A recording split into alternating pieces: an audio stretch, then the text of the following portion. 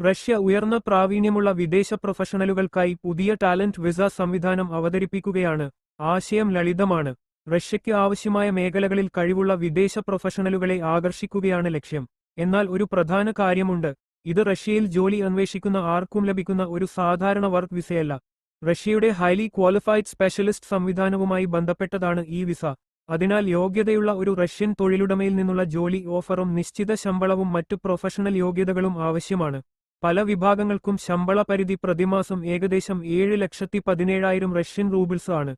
എന്നാൽ ചില ഗവേഷണം, അധ്യാപനം തുടങ്ങിയ മേഖലകളിൽ ഈ പരിധി ഏകദേശം 3,58,500 റൂബിൾസ് ആയിരിക്കാം. ഈ വിസയിലൂടെ ഒന്നിലധികം തവണ റഷ്യയിൽ പ്രവേശിക്കാനും പിന്നീട് റെസിഡൻസിയിലേക്ക് പോകാനുള്ള അവസരവും ലഭിച്ചേക്കാം. അതിനാൽ റഷ്യയിൽ ജോലി ചെയ്യാൻ ആലോചിക്കുന്ന ഉയർന്ന പ്രാവീണ്യമുള്ള പ്രൊഫഷണലുകൾക്ക് ഇത് ഒരു പുതിയ അവസരമായേക്കാം. പക്ഷേ ഓർക്കുക, കഴിവുകൾ മാത്രമുണ്ടായാൽ വിസ ഉറപ്പാകില്ല. ജോലി, ശമ്പളം, മറ്റ് യോഗ്യതാ മാനദണ്ഡങ്ങൾ എന്നിവ നിർണായകമാണ്.